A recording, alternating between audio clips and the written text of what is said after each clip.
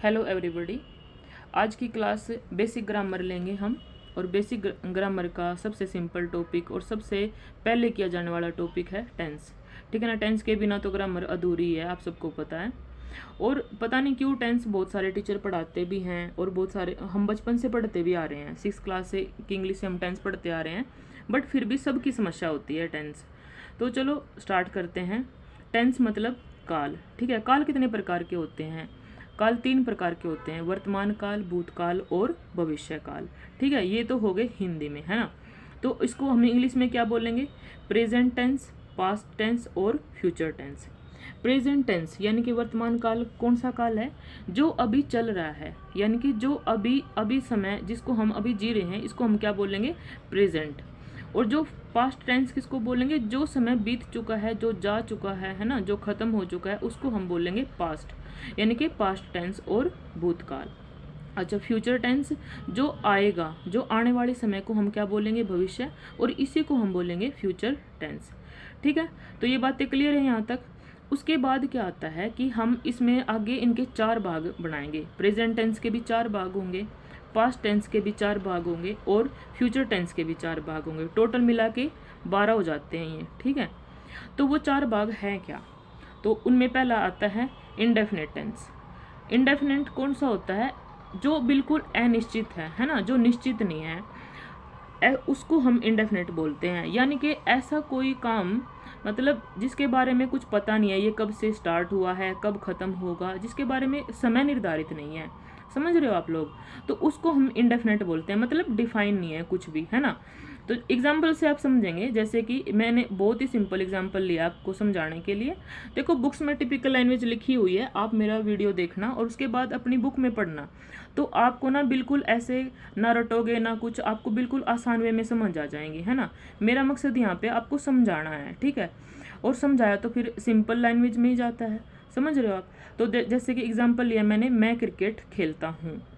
ठीक है। ये वर्तमान काल है ना भाई, तो चल रहा है। तो जैसे इंडेफिनिट हो गया ये, सॉरी। तो इसमें क्या बोलेंगे हम? I play cricket. ओके। मैं हिंदी बोलता हूँ, आई स्पीक हिंदी।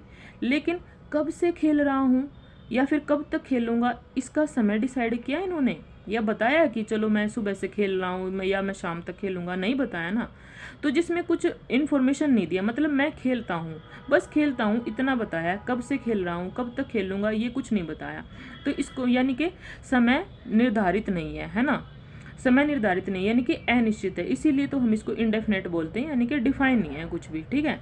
तो सेकंड आता है कॉन्टिन्यूअस टेंस। इसकी बात है मतलब जारी है। ठीक है। जारी है यानी कि चल रहा है। ठीक है। अच्छा, इसके बारे में भी हमें ये नहीं पता कि भाई कब से स्टार्ट हुआ था, कब खत्म होगा। लेकिन बस एक बात पता है हमें कि ये काम चल रहा है। ठीक है। इसीलिए तो इसको कहते हैं ना कि कॉन्टिन्यूटी चल रहा है ना। कॉन्टिन्यूसली बोल रहा है, कॉन्टिन्यूसली चल रहा है। ठीक है। तो मतलब कॉन्टिन्यू है ये काम। अब इसमें भी वही इंडेफिनिट की तरह हमें ये नहीं पता है कि कब से स्टार्ट हुआ, कब कब खत्म होगा। ठीक है। लेकिन बस एक ही बात पता है कि चल रहा है, जारी है, काम हो रहा है। ठीक है। जैसे मैं क्रिकेट खेल रहा हूँ, आई एम प्लेइंग क्रिकेट। मैं हिंदी बोलता हूँ, आई एम स्पीकिंग हिंदी। लेकिन मैं कब से क्रिकेट खेल रहा हूँ या फिर कब तक खेलूंगा, ये तो नहीं बताया। बस ये बताया कि खेल रहा हूँ, अभी चल रहा है मेरा खेल। ठीक है। ओके।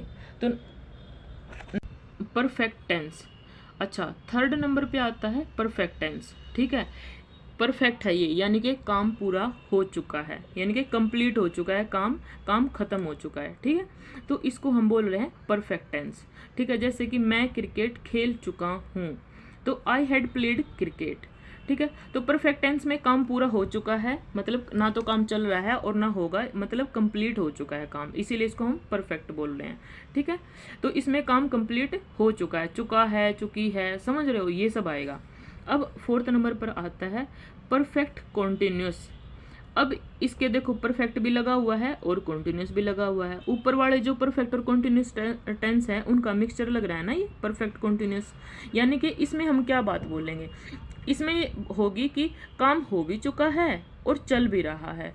मतलब अब आप बोलोगे कि ऐसा कैसे हो सकता है? तो देखो, अगर कोई इंसान, मतलब ऐसे कुछ काम ऐसे होते हैं ना, जैसे अभी आज सुबह से काम स्टार्ट हुआ था और ये कल भी चलेगा, है ना। मतलब बहुत सारे काम होते हैं ऐसे, ठीक है। अच्छा एग्जाम्पल देखो, आप एग्जाम्पल से समझोगे, ऐसे समझ नहीं आएगा। जैसे मैं सुबह से क्रिकेट खेल रहा हूँ, ठीक है। तो इसमें देखो, इसमें टाइम बताया है इन्होंने, मैं सुबह से क्रिकेट खेल रहा हूँ, मतलब, और देखो अब कब तक खेलूंगा ये नहीं पता है ना, तो मतलब आगे भी जारी रखूंगा अपने खेल को, यही बोलना चाह रहा है ना ये। तो देखो, I have been playing cricket since morning, ठीक है। जब भी समय की बात आती है तो उसके सामने सिंस लगता ही है, ठीक है।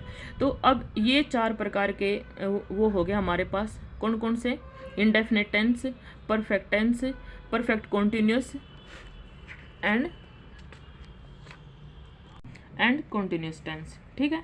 तो चारों भाग देख लिए। मैंने बोला था ना कि इन सब में आगे 4 भाग जुड़ेंगे, है ना।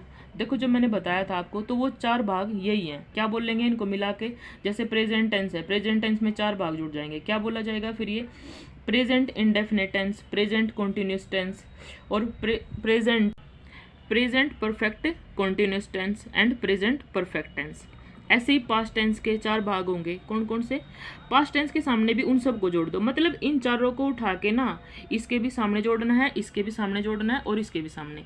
जैसे कि पास्ट टेंस का क्या हो जाएगा, पास्ट इंडेफिनिट टेंस, ठीक है, past continuous tense, past perfect continuous tense, ठीक है। फ्यूचर टेंस का भी ऐसे सिमिलर ऐसे जोड़ेंगे, future indefinite tense, future continuous tense और future perfect tense and future perfect continuous tense. इस तरह से हमारे ये 12 टेंस बनेंगे, समझे। तो आगे हम इन सब के बारे में डिटेल बताएंगे। आज की वीडियो में बस इतना ही करेंगे, क्योंकि अगर ज़्यादा हो जाएगा तो ना आपको कुछ समझ आएगा और आप लोग कंफ्यूज हो जाओगे, है ना, और वीडियो थोड़ी बोरिंग भी हो जाएगी। और फिर जो इतने सालों से जो चीज़ समझ नहीं आ रही है वो समझ कैसे आएगी, है ना। थोड़ा थोड़ा सीखेंगे और इजी वे में सीखेंगे, ठीक है। और आप ना ये वीडियो देखने के बाद अपनी बुक में जाके देखना, तो उसके बाद आपको सारी चीज़ें समझ आ जाएगी, ठीक है। Okay then, good luck, good study.